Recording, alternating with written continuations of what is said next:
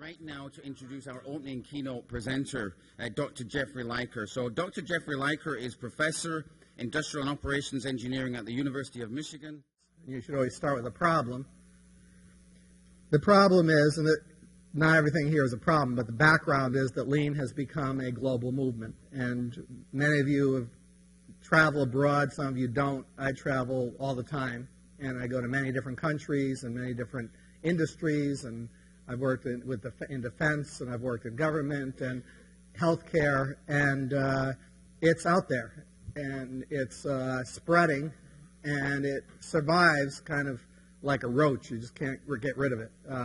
It has successes, it has failures, and it'll go through downturns, but somehow lean has been going on since I started studying it back in the early 1980s, and it's survived. So we have something important out there as a movement. There's now become a somewhat standard tool set. There's many different places you can go to take lean courses. You can go to Lean Enterprise Institute website, and they have workbooks, and you can look at the topics, and there's kind of a standard vocabulary and a standard set of tools. And they include this list, and then they include methods of implementation like the Kaizen event. And when you do a reasonable job of applying any of these tools to a problem that fits, you get results. And I personally have never been in a situation where we might have trouble getting through layers of management to actually do something, but when we actually get to the shop floor, get to the gemba, and we get a team of people together, and we pick a problem, we use some tools, I've yet to experience a situation where we didn't make significant progress, usually pretty dramatic progress.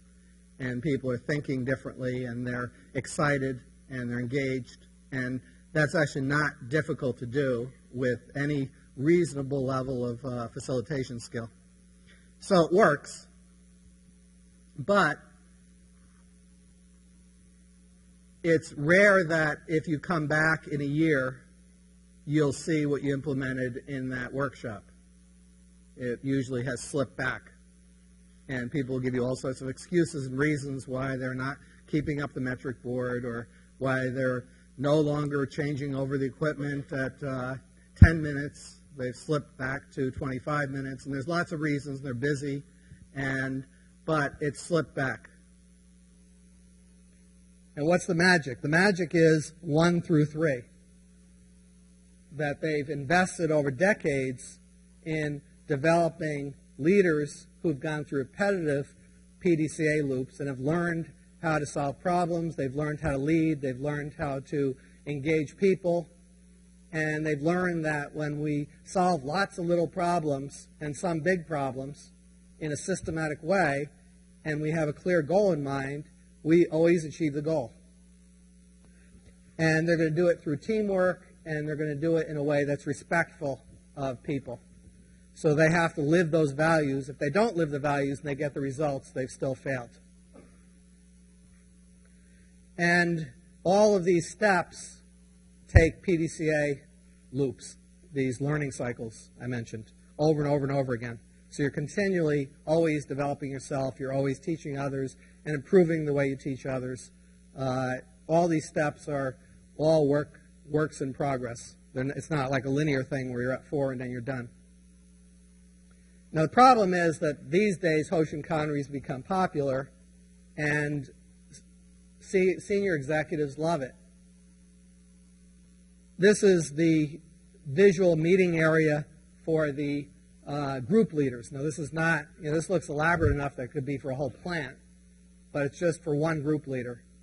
And as many group leaders as you have, say it's 1 to 25, and in Georgetown, Kentucky, they have 6,000 people, so that's a lot of boards.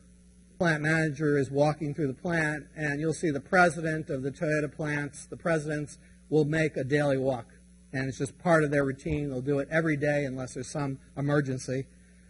And this is the area they've decided I'm going to do a deep dive for this work group. I'm going to spend more time, and they'll change that every day.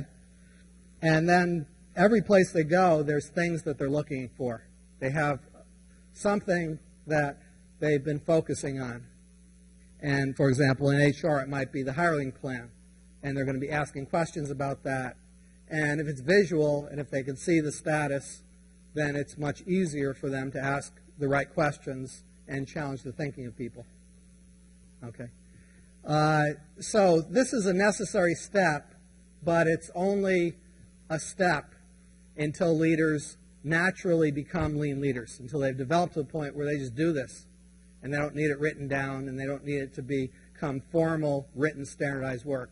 In the book, we make a little bit disparaging analogy and say it's like training wheels on a bicycle. It will help you to learn, but at some point, somebody's got to give you a push without the training wheels where you're actually riding the bike.